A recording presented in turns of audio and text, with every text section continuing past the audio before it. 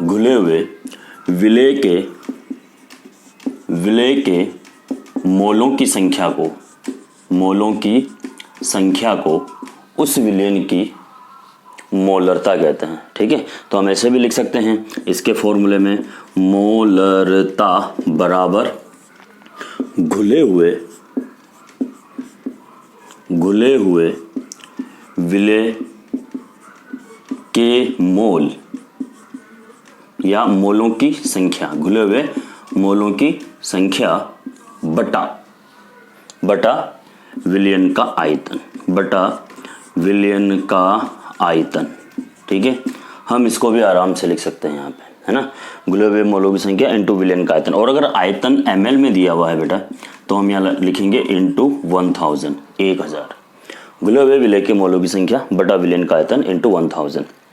ठीक है, मैंने बताया था मोलों की संख्या क्या होती है बेटा, है ना, मोलों की संख्या को हम बोलते हैं विलेय का भार बटा विलेय का अणुभार। ठीक है, भार को हम डिनोट करेंगे WB से, अणुभार को डिनोट करेंगे MB से और आयतन को डिनोट करेंगे V से। तो हम ऐसा लिख सकते हैं क्या, मोलरता बराबर WB MB इंटू आयतन, इफ आयतन इन ml इंटू 1000।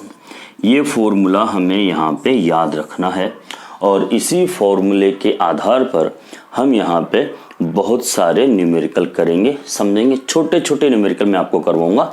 ठीक है, इसके आधार पर आपको इसको नोट करना है और समझना है। ठीक है, चलो जी, अब हम यहाँ पे एक छोटा सा न्यूमेरिकल लिखते हैं, फिर उसको सॉल्व करने का प्रयास करते हैं। ठीक है, तो सबसे पहले तो यहाँ पे जो न्यूमेरिकल्स हैं वो इजी होते हैं, लेकिन धीरे धीरे फिर हम उसको हार्ड बनाते जाते हैं। ठीक है बेटा, चलो जी, तो अब हम यहाँ पे क्वेश्चन दे रहे हैं आपको, 4.9 ग्राम सल्फ्यूरिक अम्ल, 4.9 ग्राम सल्फ्यूरिक अम्ल, ठीक है ना,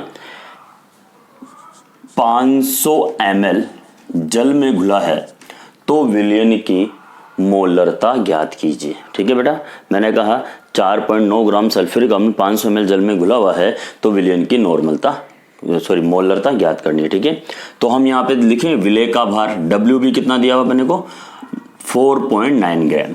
ठीक है बेटा, अच्छा, विलेय का अणुभार, विलेय क्या है बेटा हमारे पास, सल्फ्यूरिक अम्ल, तो सल्फ्यूरिक अम्ल का अणुभार कैसे निकालेंगे। ठीक है, देखो बेटा, हाइड्रोजन का 2 है, 1 है तो 2 हाइड्रोजन का 2 हो जाएगा बेटा। सल्फर का अणुभार होता है 32, ये आपको लर्न करना पड़ेगा। सल्फर का अणुभार है 32 प्लस 4 इंटू 4 ऑक्सीजन है, ऑक्सीजन का होता है 16। जब आप इसको सॉल्व करोगे तो हमारे पास ये आएगा 98। तो सल्फर का जो अणुभार है हमारे पास वो कितना है बेटा, 98 आया है। ठीक है, चलो जी, आयतन कितना गिवन है आपको, आयतन दिया हुआ है आपको 500 ml। ये आयतन दिया हुआ है 500 ml। ठीक है, चलो जी, सॉल्व कर लेते हैं हम इसको। 4.9 अपॉन 98 इंटू 500 इंटू 1000। ठीक है, ml में दिया हुआ है। पहले तो हम 0 हटाते हैं बेटा, 5 0 से 5 0 आप कैंसिल कर दीजिए। 49 2 टाइम्स इससे कट जाएगा, 1/10 इट मीन्स 0.1 m इस विलयन की क्या आएगी, मोलरता आएगी। आप समझ लीजिए, एक छोटा सा न्यूमेरिकल है आप लोगों के लिए। इसी तरह से बहुत सारे न्यूमेरिकल आएंगे, आप इसको सॉल्व करेंगे या ये आपको समझ में आ गया तो ये मान लीजिए आगे के और भी न्यूमेरिकल आपको स्वतः ही समझ में आ जाएंगे बिना किसी टेंशन के। ठीक है, चलो अब मैं 1-2 और समझा देता हूँ आपको, अच्छा लगेगा, आपको समझ में आएगा। एक और न्यूमेरिकल देखिए, देखो बेटा, क्वेश्चन है मेरे पास 8 ग्राम NaOH। ये सिर्फ मैं आपको समझाने के लिए, मतलब प्रैक्टिस के लिए समझा रहा हूं, है ना। 8 ग्राम NaOH 500 ml जल में घुला हुआ है। 8 ग्राम NaOH 500 ml जल में घुला हुआ है तो विलयन की मोलरता ज्ञात कीजिए। आपको विलयन की मोलरता ज्ञात करनी है। अब किस तरह से आप इसकी मोलरता ज्ञात करोगे ये देखिए। ठीक है बेटा, WB विलय का भार कितना है, 800 ग्राम। ठीक है, MB विलय का अणुभार, अब NaOH का अणुभार निकाल लेते हैं बेटा अपन। ठीक है, सोडियम का होता है 23 ऑक्सीजन का 16 और हाइड्रोजन का 1, टोटल आंसर आएगा 40। ठीक है। अच्छा जी, आयतन कितना दिया हुआ है आपको? 500 ml। ठीक है, आयतन गिवन है 500 ml। ठीक है, सॉल्व कर लो। फॉर्मूला है आपके पास 8, 40, 500 इंटू 1000। ठीक है, आपके पास वैल्यू थी, आपने फॉर्मूला में पुट कर दी। इसको सॉल्व कर लेते हैं बेटा, इसको है ना। 2 0 से 2 और 3 0 कैंसिल आउट हो जाएगा। 1 2 से काटो 2 टाइम्स, 2/5 0.04 m। 0.4 m हमारे पास क्या है इसकी? 0.4 m हमारे पास क्या है इसकी? मोलरता है। ठीक है, 0.4 m हमारे पास की क्या है?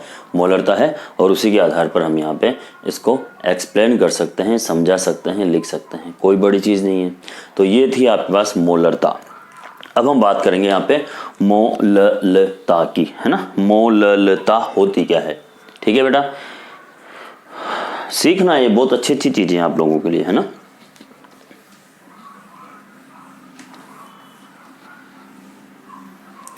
नेक्स्ट है बेटा मोललता। मोललता, वो मोलरता थी, ये मोललता है। इसको स्मॉल m से डिनोट करते हैं। ये वेट बाय वेट यूनिट है, भार को भार में मिलाना। जैसे देखो 1 किलो आटे में 10 ग्राम नमक, इसका मतलब क्या हुआ? आटा भी ग्राम में या किलोग्राम में है और नमक भी ग्राम या किलोग्राम में है। तो आपको समझ में आ गया होगा कि ये वेट बाय वेट यूनिट है। ठीक है ना। अब देखिए आपको लैंग्वेज कैसे लिखेंगे इसकी। ठीक है, 1 किलोग्राम या 1000 ग्राम विलायक में घुले हुए विलेय के मोलों की संख्या को उस विलयन की मोललता कहते हैं। तो मैं यहां लिख देता हूं 1 kg या 1000 ग्राम। 1 kg विलायक, 1 kg विलायक में घुले हुए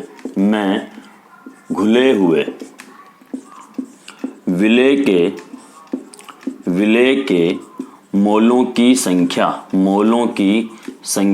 है ना। विलेय के मोलों की संख्या को उस विलयन की मोललता कहते हैं। तो मैं इसे लिख सकता हूं बेटा, मोललता बराबर, ठीक है, विलेय के घुले हुए मोल या घुले हुए मोल, है ना, घुले हुए मोल या मोलों की संख्या, ठीक है ना, घुले हुए मोलों की संख्या, ठीक है, बटा विलायक का भार। ठीक है, और विलायक के भार को हम यहाँ WB से डिनोट करेंगे। और अगर ये भार ग्राम में दिया हुआ है तो हम यहाँ लिखेंगे इंटू 1000। इंटू क्या लिखेंगे बेटा?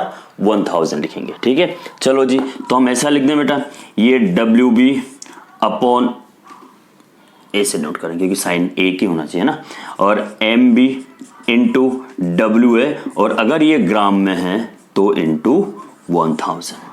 ठीक है, ये भार इकाई है और कुछ भी नहीं है। तो अब हम यहाँ पे इसको थोड़ा सा सॉल्व कर लेते हैं और इसके बारे में हम यहाँ पे थोड़ी सी बात कर लेते हैं। ठीक है, अब हम यहाँ पे इसके न्यूमेरिकल करेंगे, है ना, और न्यूमेरिकल के बारे में आप लोगों से बात करेंगे।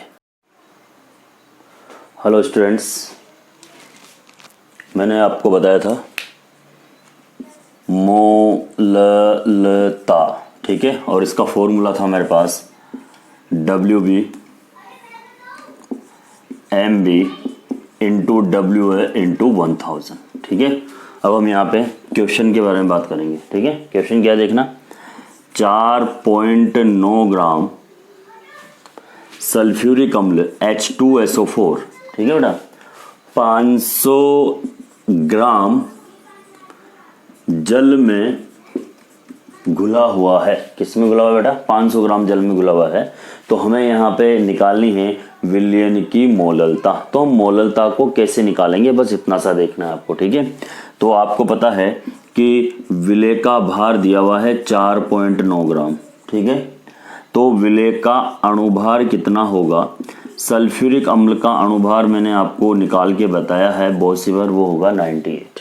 ठीक है बेटा, अच्छा जी, विलायक का भार कितना दिया हुआ है? 500 ग्राम। देखो यहाँ ग्राम में दी हुई चीजें, ये ध्यान रखना पड़ेगा आपको, है ना। तो ग्राम में है तो हम उसी के अकॉर्डिंग ये बात करेंगे। तो सॉल्व कर लें बेटा हम इसको यहाँ पर 4.9 अपॉन 98 इंटू 500 इंटू 1000, क्योंकि ये ग्राम में दिया हुआ है। ठीक है, इजी। अगर आप न्यूमेरिकल समझोगे तो आपको सारे के सारे न्यूमेरिकल बहुत ही ज़्यादा इजी लगेंगे, है ना।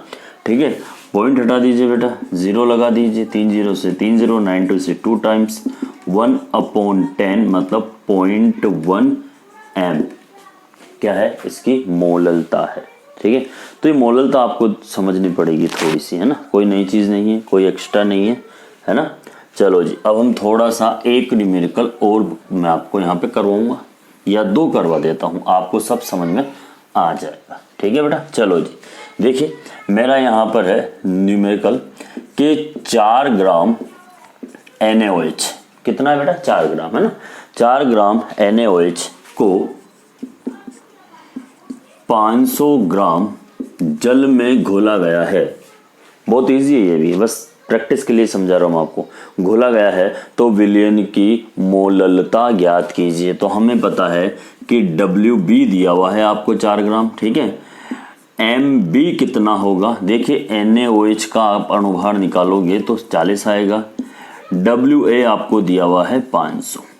ओके, कोई दिक्कत ही नहीं है। चलिए हम इसको सॉल्व कर लेते हैं। स्मॉल m इक्वस टू, जब भी आप सॉल्व करो तो फॉर्मूला ज़रूर लिखिए, है ना। फॉर्मूला लिखोगे तो आपको उसी चीज़ की बार बार प्रैक्टिस होती जाएगी। ठीक है, यहाँ रख दीजिए बेटा, 4/40 इंटू 500 और ये 1000 क्योंकि ये ग्राम में है। ठीक है बेटा, सॉल्व कर ले हम। ये लो जी, 4 0 से 4 0, 1 टाइम 1/5.02 स्मॉल m। तो देखो इतने अच्छे अच्छे छोटे छोटे न्यूमेरिकल है ना। अब मैं यहाँ पे एक और न्यूमेरिकल की बात करूँगा। जितना ज़्यादा करोगे आपके लिए उतना ही अच्छा होने वाला है, लगने वाला है आपको। तो इन चीज़ों को आप समझिए, अच्छा लगेगा आपको। ठीक है, चलो जी आगे की बात करूँ। अब मेरे पास है यहाँ पर एक न्यूमेरिकल, देखिए 10% यूरिया, 10% यूरिया। ठीक है, कितना परसेंट है, 10%। तो 10% यूरिया को 10% यूरिया को मैं यहाँ पे लिख देता हूँ 900। 10% यूरिया विलयन की मोललता ज्ञात कीजिए। ठीक है, ये क्वेश्चन है, मोललता ज्ञात कीजिए। क्या करना है अपने को, 10% यूरिया विलयन की मोललता ज्ञात करनी है। तो यहाँ पे यूरिया के फॉर्मूले की भी जरूरत पड़ेगी और यूरिया की भी जरूरत पड़ेगी। ठीक है, अब इसको समझिए, 10% का अर्थ क्या है। अर्थ क्या है कि 10 ग्राम यूरिया जो है वो डिसॉल्व है किसमें, 100 ग्राम विलयन में। ठीक है, तो यहां पे अगर हम बात करें तो विलय का भार कितना हो गया बेटा, 10 ग्राम। यूरिया होता है MB, है ना। यूरिया का अणुभार कितना होता है वो निकाल देते हैं। आपको यूरिया का फॉर्मूला आना चाहिए, आप निकालोगे तो कितना आएगा बेटा, 2 नाइट्रोजन है 28, 1 का 14 होता है बेटा। कार्बन का होता है 12, ऑक्सीजन का होता है 16 और हाइड्रोजन 4 है तो उसका 4। जब हम सॉल्व करेंगे तो ये टोटल कितना आ जाएगा बेटा, 60। ठीक है, अच्छा जब 10% यूरिया है तो बचा हुआ क्या होगा, विलायक, क्योंकि विलय प्लस विलायक विलयन होता है। तो मैं कह सकता हूं क्या कि WA बराबर है 90 ग्राम। सारी चीजें आपके सामने है, फिर कोई प्रॉब्लम ही नहीं है। अगर जब सारी की सारी चीजें आपके सामने उपस्थित है तो कोई जरूरत नहीं है, केवल अब हमें यहाँ पे इसको सॉल्व करना है। ठीक है, स्मॉल m इक्वल्स टू, ठीक है देखो बेटा 10/90 इंटू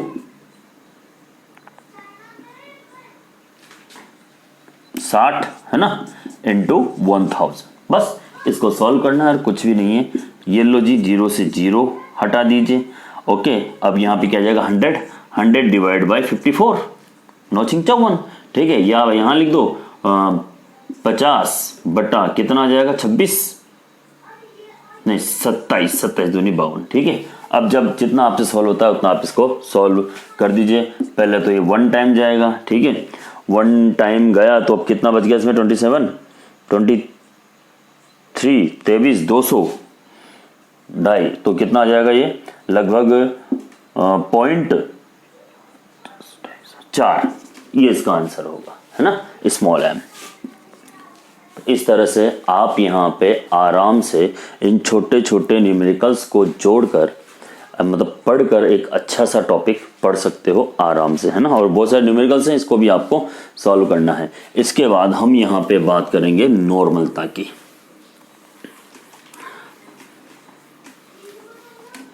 इसके बाद हमारा जो टॉपिक है वो है नॉर्मलता, और नॉर्मलता को हम डिनोट करते हैं कैपिटल एन से, ठीक है। तो ये नॉर्मलता क्या है, किसे कहते हैं, उसके बारे में हम बात करेंगे।